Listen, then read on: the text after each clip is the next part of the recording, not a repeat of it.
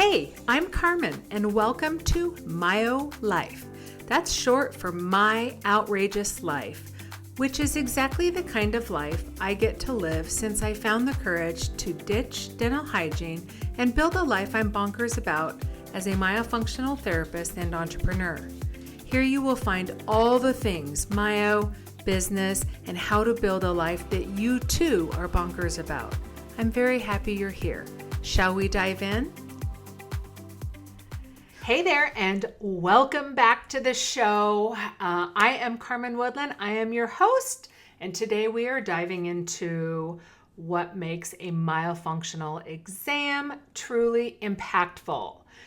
So, not from a technical, not from a step-by-step perspective, but as a strategic tool to connect with potential clients and guide them towards life-changing therapy.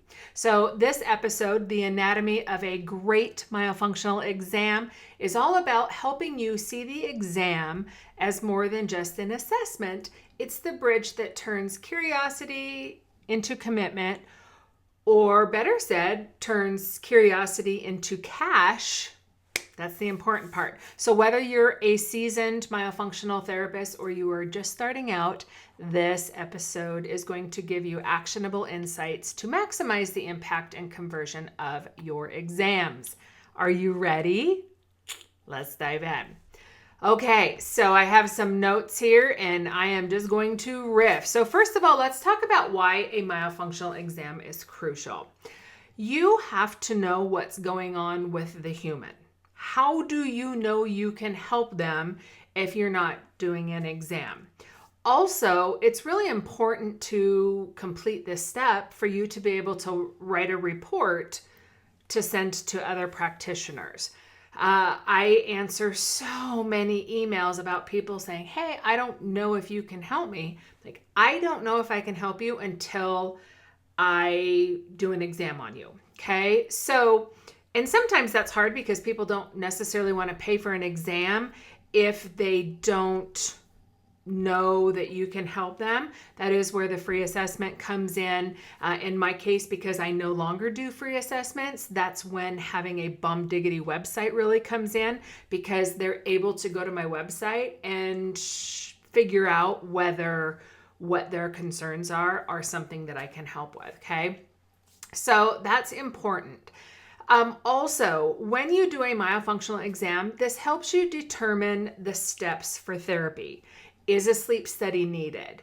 Do we need airway intervention first? Are there patent nasal passages, or do they need to see an ENT to get roto-rootered out before they can actually start to learn how to nasal breathe?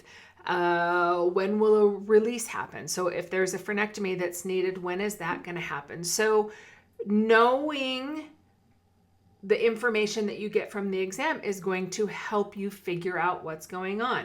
Yes, I have a tongue tie in this situation, but we also have behavior issues and not sleeping well and poor grades in school and all of this stuff for a kiddo that points to airway crisis. And we know that airway trumps everything.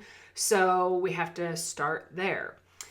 So that's really important. And now the other reason that a myofunctional exam I really think is crucial is because it helps you figure out if you want to work with this person. I talk a lot about this. I do think it's really important that you have a personality connection. The clients that I see on my roster are people that bring a smile and joy to my heart to see on my calendar. Now, when I was a new therapist and desperate, and I get it, everybody does it, but I would work with anybody. Man, if they had a pulse and a wallet, a pulse and a visa, I would work with them. Not so much anymore. So when you have the opportunity to do an exam, you can kind of feel that out. So are they your ideal, dreamiest, easiest client? Don't make the mistakes that I did and try and work with everybody. That's the take-home message there. So we're going to break down the pieces of an exam. Now you know why it's really crucial. You have to know what's going on. Let's talk about the pieces that I think make it a great exam, okay? So first, the intro. We're going to go intro, info. We're going to look at symptom snapshot, function, bridge the gap, logistics. Okay, let's dive in. So the introduction. Why are they here? You're doing an exam. Why did they book it? Did somebody refer them? That's always important to know, because if they were referred by a practitioner, I know that that practitioner has probably a certain protocol. Okay, so that's the first part. Why are they here? Who referred them? Then you're going to kind of go into the info part. So this is the info gathering. My friend, you have to listen. This is where you're going to be getting a lay of the land. Identify what they want. Is it realistic? Can you get them there? Do you want to get them there? This goes back to being the easiest, dreamiest client. What have they tried? What has worked? What hasn't? So say if somebody is telling you, well, what they really want is straight teeth, and you're asking that, okay, well, what have you already done? Obviously, the conversation's a little bit different. I've done ortho. Really, this is better thought of like sleeping. I want to sleep better. Okay, what have they tried? What has worked? What hasn't? So you're just getting a lay of the land. It tells me a couple things. Is this somebody who is self-motivated to do the work? Because myofunctional therapy is a self-motivated therapy.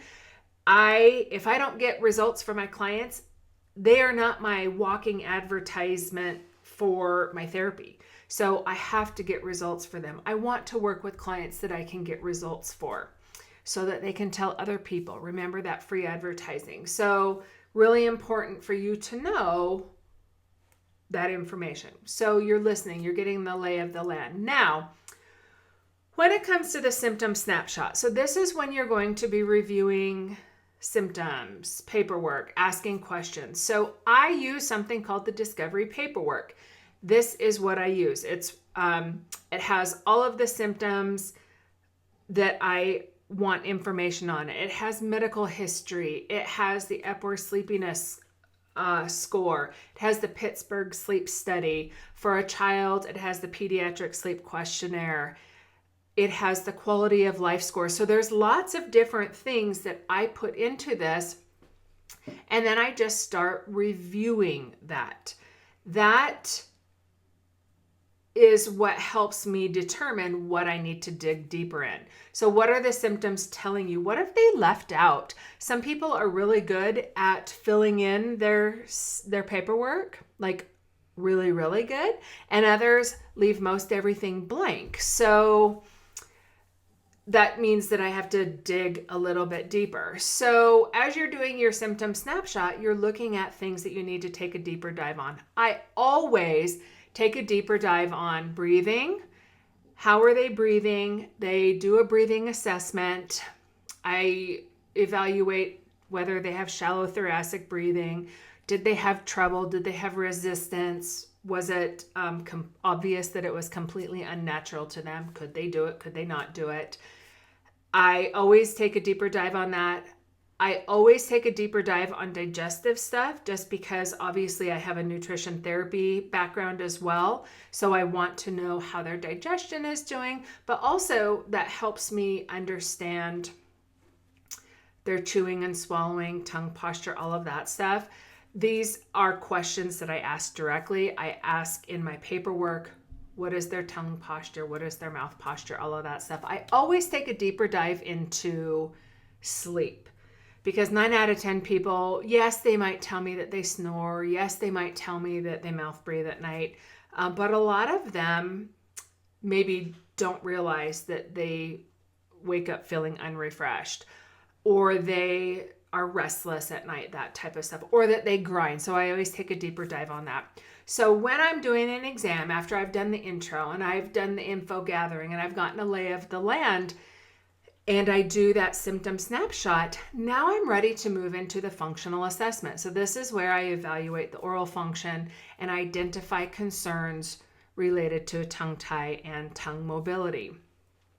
So once I do that functional assessment, then I'm ready to what I call bridge the gap. Now, bridging the gap is where you're considering where they're at and where they want to go and how you're going to get them there. When I'm taking notes during somebody's exam, I'm constantly bridging the gap or writing notes for something that I can use to bridge the gap. Many of my new students who are new to the field, they always think that everything is going to be about money. And oftentimes it's not, especially when you're building a premium practice and we're not centered on price. And we also have a different mindset that we don't want to mirror to our clients that our services are not worth what we charge. Oftentimes it's something else. So you have to listen to what they have mentioned and you want to make sure that you cover that. So I'm always taking notes. I call it BTG, bridging the gap. And it's something that I want to make sure and I cover. So for example, if I'm doing an exam with somebody and they keep telling me that time is an issue, then I am going to bridge the gap and I'm going to let them know that, hey, you're here, you want to get to here, time is a concern for you. Here is how I am going to help you tackle time. I'm going to be efficient. This is proven. These are exercises that I have taught time and time again. I'm going to take you from A to Z the fastest. Obviously, they have to do the work. And maybe it's tech issues. So if somebody is telling me that one of their biggest concerns is tech issues, then I'm going to bridge the gap and tell them, well, this is how, I do it. So whatever that is, ABC. So bridging the gap. So now, once I move somebody through these steps of an exam, why they're here, got their information, I know their symptoms, I've done their functional assessment, then I will move into what I think. Okay, so this is, therapy presentation. So that's where we discuss the logistics. How was the function?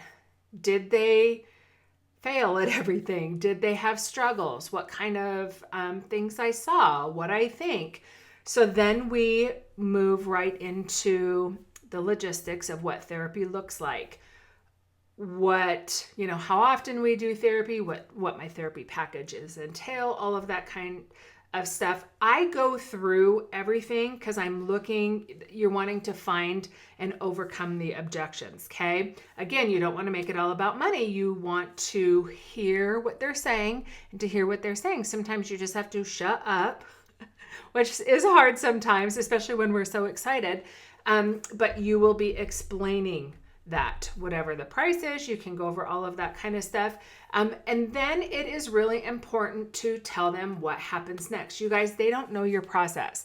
So whatever your steps are, like in my case, I offer them a spot in therapy with me. I'm going to hold it for 1 week. I'm going to send you a quote that goes over the prices we just talked about. You can do a payment plan, you can prepay and save 10% or however you have it set up. Then I tell them, that their report is going to come. Sometimes they have given me a release to send that to their referring doctor. I will tell them that I will get the report sent to their doctor. They can go look in their email. They have their offer for a spot in therapy with me. In my practice, they sign their consent for therapy. They accept their offer, all of that stuff in 17 hats. That is the program that I use for everything.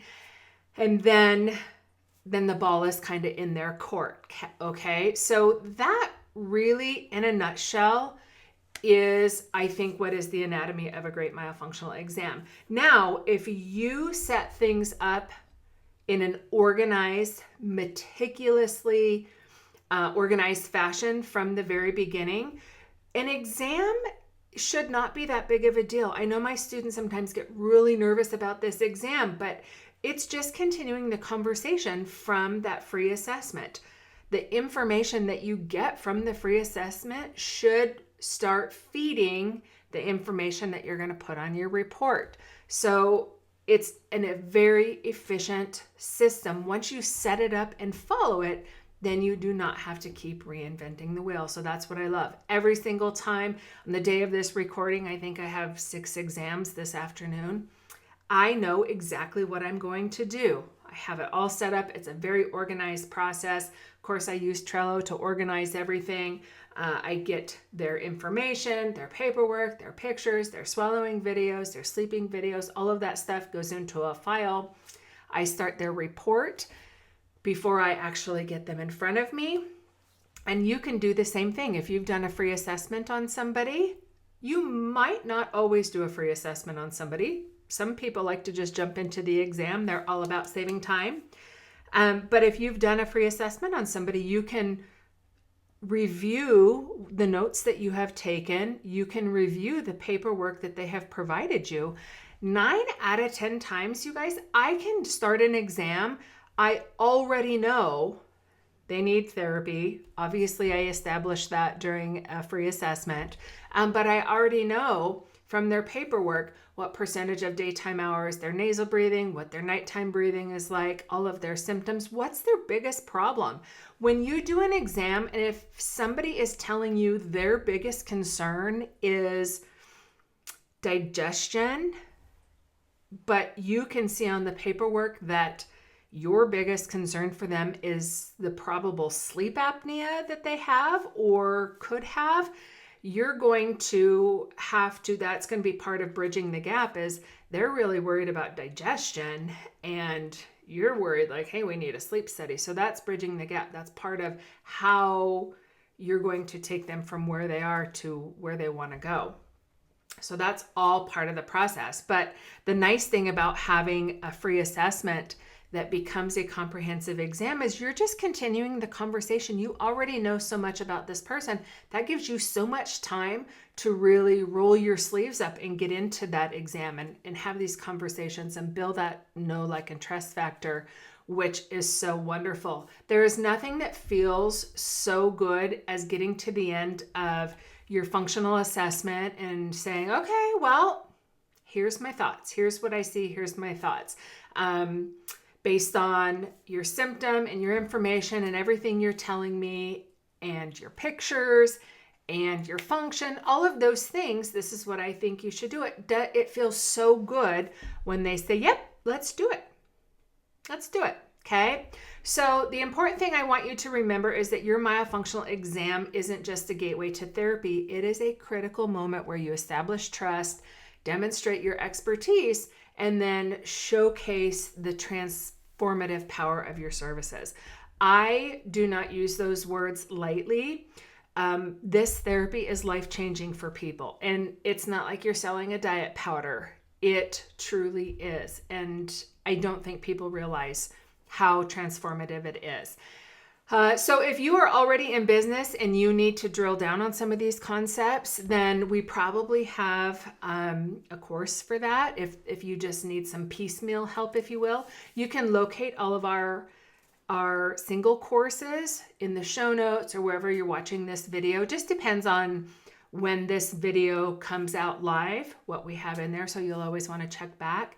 Thank you for tuning in to the Anatomy of a Great Myofunctional Exam. Do not forget to subscribe. And if this episode resonated with you, please share it with a fellow therapist or somebody else who's just getting started to help them understand the power of exams. So that is a wrap, my friend, and I will be back soon. In the meantime, keep on building a life that you are bonkers about.